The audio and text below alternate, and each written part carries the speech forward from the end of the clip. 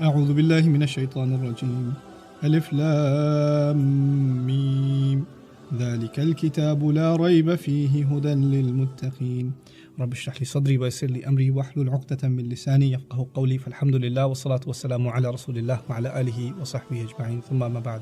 Assalamu alaikum wa rahmatullahi wa barakatuh, everyone. Today I'd like to share with you some things that will help you get to know Surah Al-Baqarah. There are a few very beautiful narrations that I want to go through. These are found in Bukhari and Muslim. The first one's from Muslim. عن زيد أنه سمع أبا السلام يقول حدثني أبو أمامة الباهلي قال سمعت رسول الله صلى الله عليه وسلم يقول اقرأوا القرآن. So the long chain of narrators, those are the names of the people that I mentioned. And then the Prophet ﷺ says, recite the Quran. فَإِنَّهُ يَأْتِي يَوْمَ الْقِيَامَةِ شَفِيعًا لِأَصْحَابِهِ. Because it will come on the day of resurrection as a maker of case, meaning it'll come on your behalf, it's pleading on your behalf for its companion, meaning the one who recited it became its companion. It's almost as though the Quran is personified on Judgment Day, and we'll see that theme continue. اقرأوا الزهراوين Al-Baqarah wa Surah Al-Imran. Recite the beautiful glowing Zahrawain, meaning the two beautiful glowing ones, the glittering ones, which are Baqarah and Al-Imran.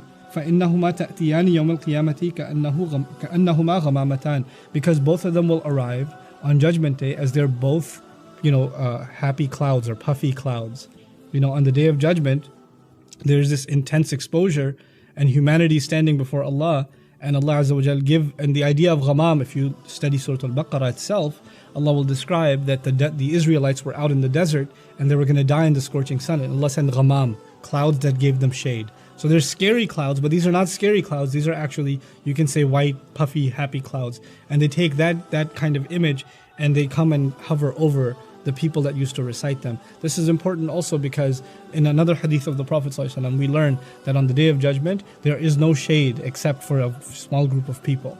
In other words, people are going to be seeking shade on Judgment Day when the entire sky is torn open. فَإِذَا انشَقَّتِ السَّمَاء فَكَانَتْ وَرْدَةً كَالدِّهَانِ يُرْسَلُوا عَلَيْكُمْ أَشْوَاظٌ مِّن نَارٍ in Surah Ar-Rahman. The sky will be ripped open. There's going to be meteors falling onto the earth. People are going to be looking for a place to find refuge. And here you have people of Baqarah and Al-Imran, and two clouds are hovering over them, providing them security. Subhanallah. أو كأنهما غيايتان. Or it is as though that they are غيايتان. غيايتان وهي بالياءين ما يكون أدون منهما في الكثافة وأقرب إلى رأس صاحبهما كما يفعل بالملوك فيحصل عنده الظل والضوء جميعا. Subhanallah, it's so amazing. Clouds are way up there.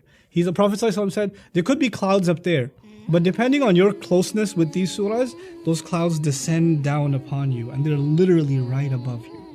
They're just protecting you right above you. Subhanallah. They come really close to you. And the image that some of the ulama, this is commentary from scholars on the hadith, is that, how kings, when they're in the shade or in the sun, when they travel in the sun, and there's a servant kind of putting a thing over them so they get shade all the time. They're not completely in the dark, they can see what's going on, but they're also being provided a kind of shade. That's how the surah comes to serve the one who accompanied it. أَوْ كَأَنَّهُمَا فِرْقَانِ مِنْ طَيْرٍ صَوَّافٍ.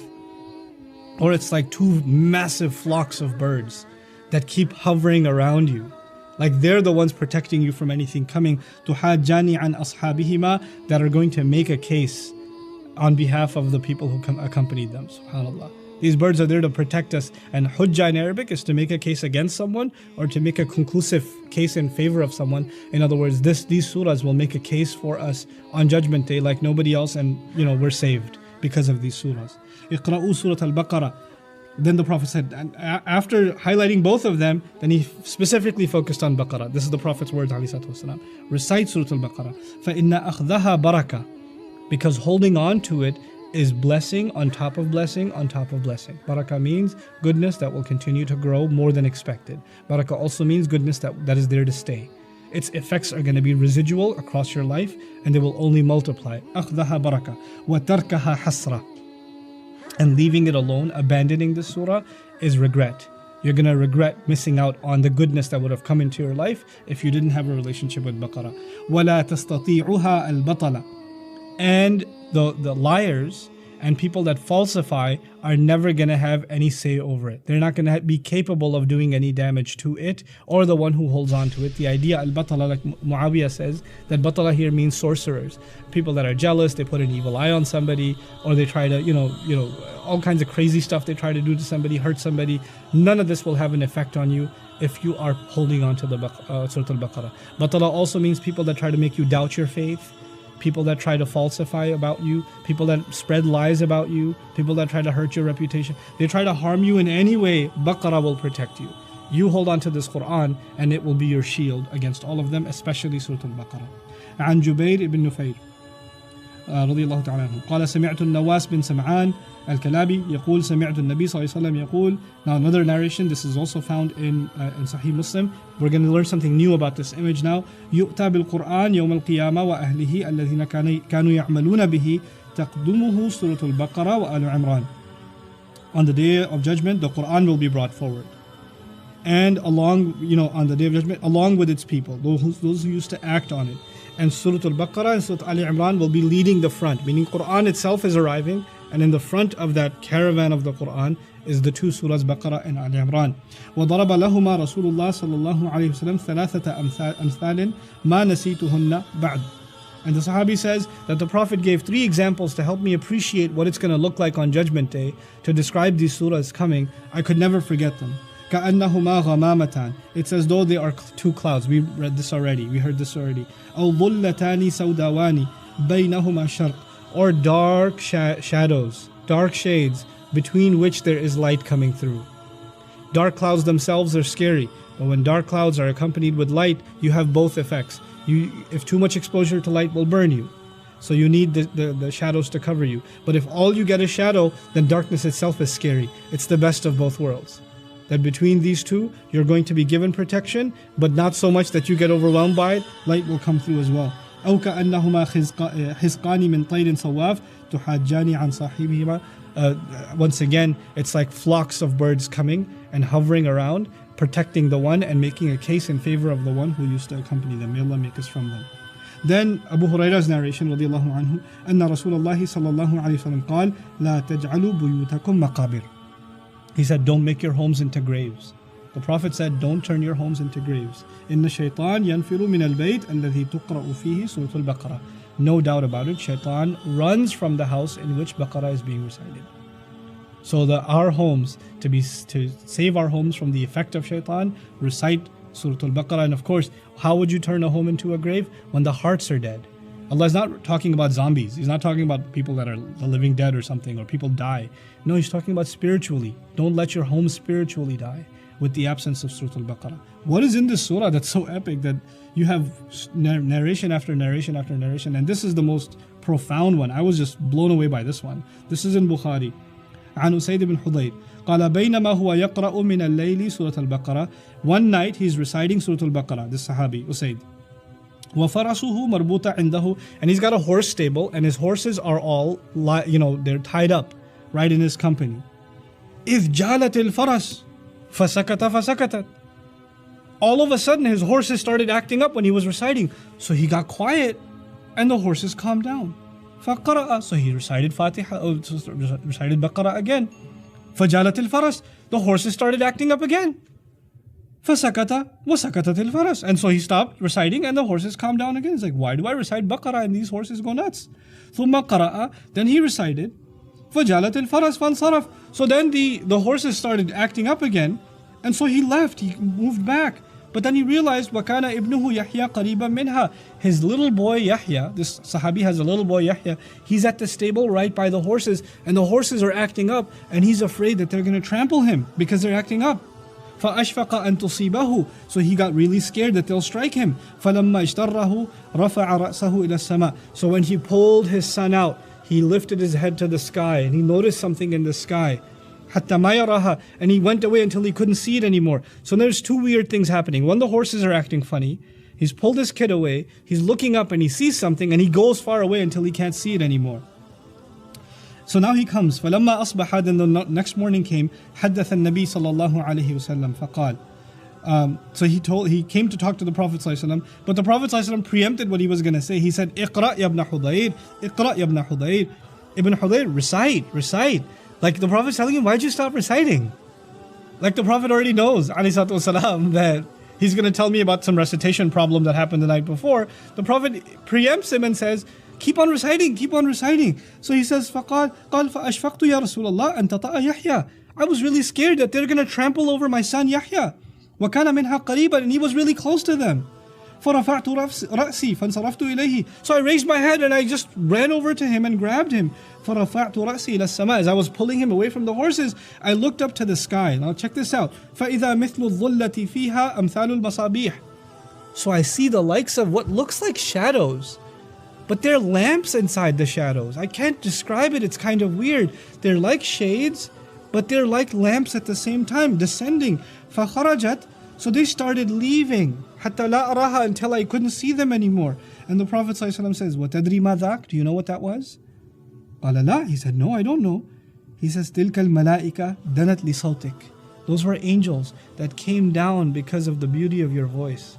You were reciting Baqarah and it attracted all kinds of angels, and they started coming down, and the horses would see the angels coming down, and the horses started freaking out because they couldn't handle the sight of angels. And you looked up and you saw these little beacons of light. Those were actually angels. وَلَوْ قَرَأْتَ لَأَصْبَحْتَ يَنْظُرُ النَّاسِ إِلَيْهَا. And if you had kept on reciting, the angels would have been so attracted that they would have become visible. They left the world of the unseen to join the world of the seen just to enjoy your recitation of Baqarah. That's how much it attracts the angels of Allah. And he says they would have come down so that people could see them. لَا تَتَوَارَ مِنْهُمْ. There would be no barrier left. People would have been able to see the angels because of your recitation. Subhanallah. Then, of course, there are so many ayat inside Surah Al-Baqarah that there are narrations about. I won't go into them. Of course, Ayatul Kursi is a thing by itself, right? There's so much that's been said about Ayatul Kursi. But I'll tell you what the last two ayahs of Baqarah, which will benefit you immediately, inshallah. The Prophet ﷺ says, again, muttafaqun alayhi, the hadith, man qara'a bil ayatayn min akhiri Surah Al-Baqarah fi laylatin kafatahu. If whoever recited the last two ayahs of Surah Al-Baqarah in the night time, it's enough for him. That's enough for the person. And that means that this is something very, very beneficial for us to do, to recite and ponder. And by the way, I come from, Indo-Pak subcontinent culture where we glorify recitation without pondering. When the Prophet ﷺ says recite this, he doesn't just mean verbatim, just read it without thinking about it. The companions, nobody ever did that. Every time they recited, they were pondering the meanings. Like, this is not an artificial chanting kind of relationship with the Quran, but a meaningful, deep, thought-provoking relationship with the Quran. That's what Allah wants.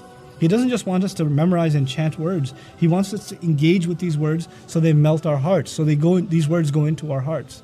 An acknowledgement of the power of these words. So learn the Quran, memorize the Quran, recite the Quran, but recite it being thoughtful of what it means. That is when these benefits actually come to life. Now what I want to tell you quickly, inshallah, is just some things about Surah Al-Baqarah. It's the biggest surah of the Quran. It's so huge. I wanted to go through some of those narrations to tell you some of the merits and profound beauties of this surah that even from the Prophet's time, ﷺ, we should appreciate. But some things you should know about its subject matter.